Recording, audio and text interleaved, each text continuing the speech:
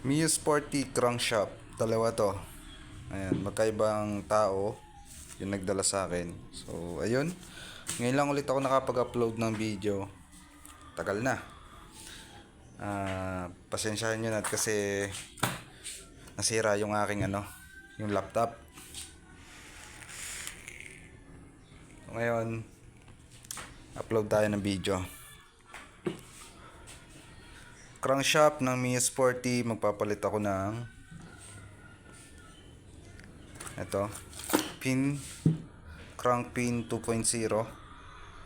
Ayan. Tsaka yung kanyang bearing. Dito naman sa kabila na to, sa isang Mio Sporty na to, itong side na to, hanap na lang ako dito sa aking mga spare kung mayroon pa akong natitira. Ayan. Siguro naman meron pa. Mga pala no. Ayan, sa mga nagtatanong kung saan yung aking shop, ayun, hindi lang ako nakakapag-post, hindi ako nakakapag-upload. Kasi nga, nadali yung aking laptop noong nakaraan. So, sa mga nagtatanong kung saan yung aking shop, dito po ako sa Cuenca, Batangas. 290 Marasigan Street, Poblacion 3, Cuenca, Batangas. Ayan. So tara, umpisahan natin. Bakasin natin itong Mio Sporty na to.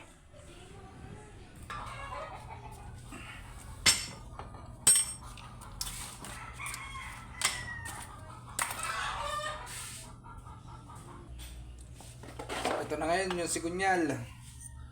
Ang una nating step, kailangan muna natin tanggalin yung dalawang bearing. Napakadami ko na nagawang video about crankshaft. Ayan. Pinapaulit-ulit ko lang para syempre may ma-upload din. Kasi magkakaiba naman tong tao yung may-ari. Ayan. Ibig ko muna. Ayan. Ganito ako mag-press dito sa shop. Hindi ko ginagamitan ng dahas.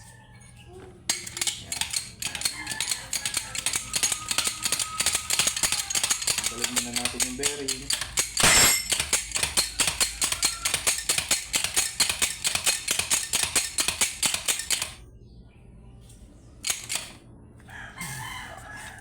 Luluwagan natin. Pinaluwagan ko siya para may kalang ko dito. Ayan. Mas madali na siya matanggal, di ba? Ganyan yung mga diskarte, oh. Outfit check. Check, check, check.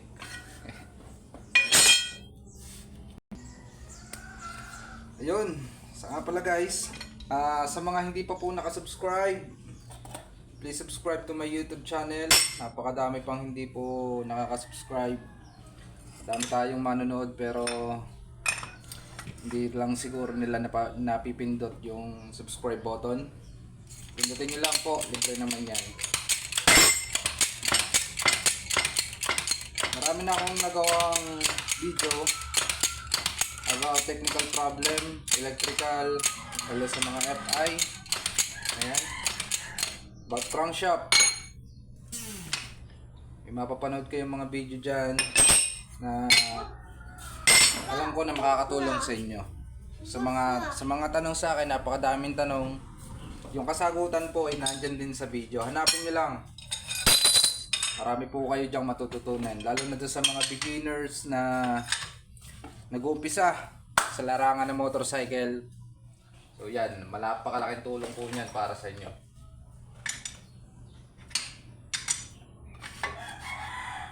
Okay. At dun po sa mga solid nating subscribers ng BSD Mototech, maraming salamat po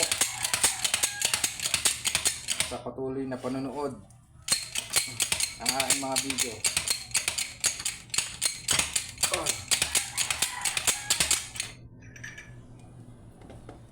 Yan. Alam nyo ba kung paano ko hinugot? Ayan.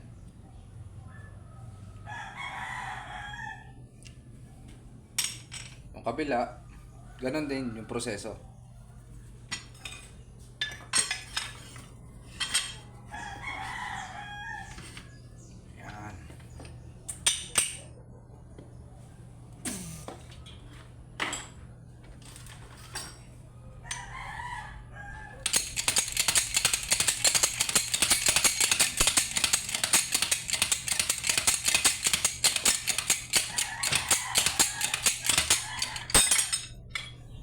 maiwasan po natin yung pagkasira ng crankshaft ay mag-change oil po tayo ng maayos. Hindi yung pinatatagal pa natin yung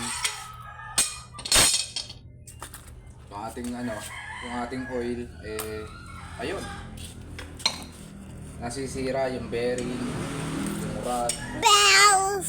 Bell! Pero wala tutor. Huh? Wala tutor.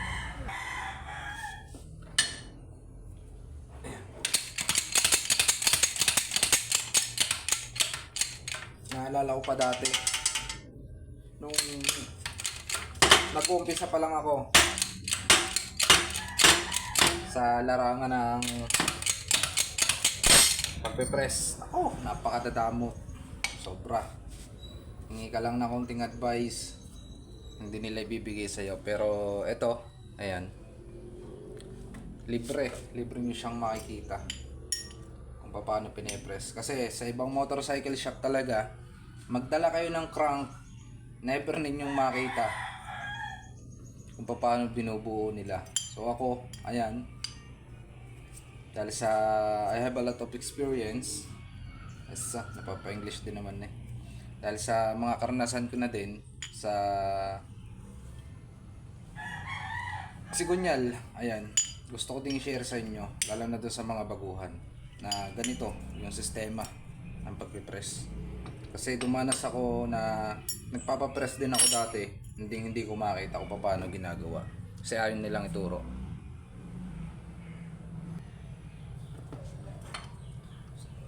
Simple lang, ayaw nilang makuha yung kanilang alam.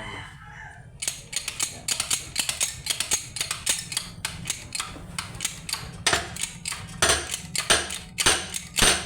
Alam ko sa dami kong ginawang video na about crankshaft, may natuto na paano mag-press. Yung isa nag-PM na sa akin na nagpapasalamat dahil daw dun sa mga ilang video ko nakuha niya ako paano mag-press ng crank. Ayun, masaya ako doon kasi alam ko na nakatulong ako sa kanya at sa kanyang hanap buhay. Ayan. So eto na guys, natanggal ko na yung pin. Ito na yung kabiyak, yung side A, ito yung side B. Ayan. Ito yung rod, ito yung bearing. So papalitan natin sa kanya ay ito, yung bearing lang at saka pin, stock rod. Naka 2.0 na stock rod. Ayan, RRGS nga pala mga bossing, tsaka Pitts Bike Sniper 135 na conical bearing yan, at saka itong pin crank pang Novo Mio. Ang price niya 1,450.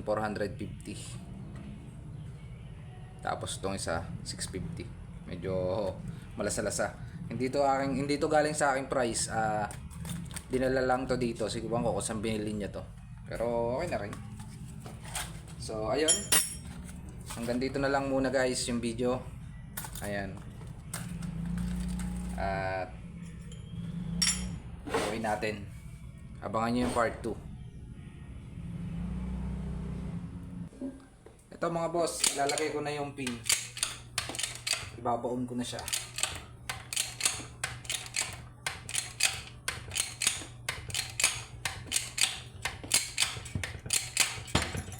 Yan. Medyo matigas. Ito na mga boss, naibaon ko na. RRGS 2.0.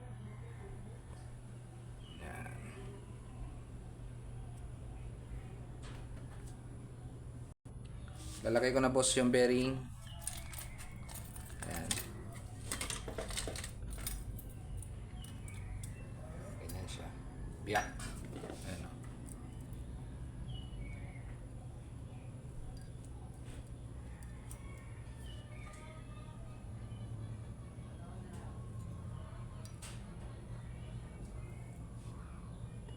At ilalagay ko na yung rod.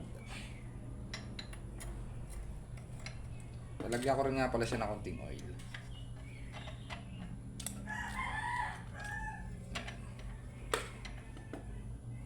Ayan. Mapapansin nyo dito, hindi lang to basta ikakabit na lang. Kasi may mga modification pa tayong gagawin dito.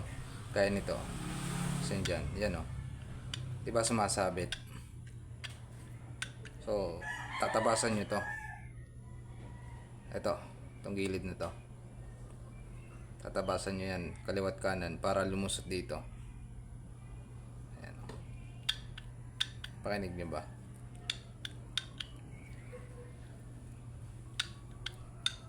Kasi umangat na nag-offset na tayo. Kaya yun. Kailangan natin tabasan. Alright. Ito mga master, ganito yung gagawin nyo. Tatabasan nyo lang yan. Ayan. Tapos ganito na yung mangyayari. Yung lusot na siya. Oh. Malayo na siya. Okay? Hindi na siya sumasabit. Tapos ito na mga bossing. Pwede na natin siyang ikabit. At ito na nga mga bossing. Naikabit na natin. Yan. Wala na siya ngayon sabit. Ang next step na natin dito. I-alignment na natin siya ng ayos. Balance. Dapat. So, ayun.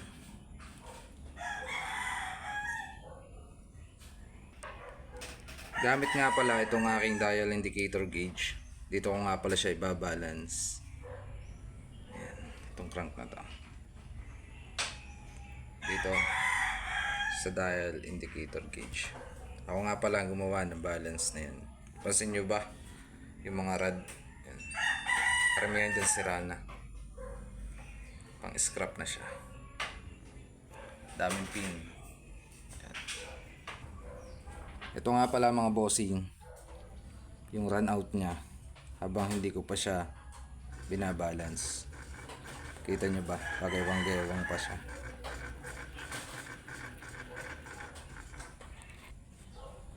Ito yung run out niya kapag ka nakakabit ang dial gauge.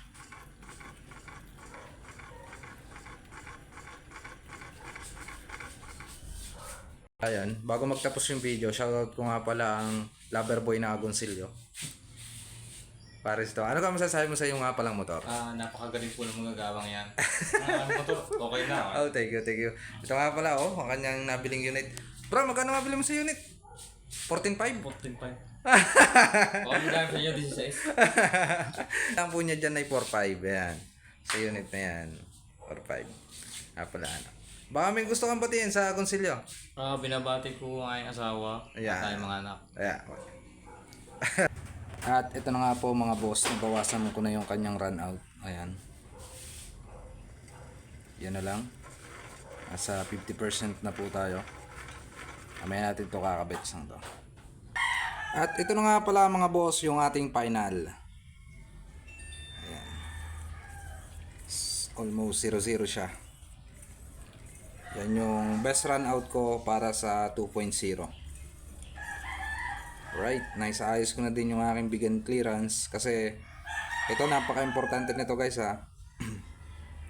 Pag napasagad yan, may ipit yung rod. Ayan, i-stuck.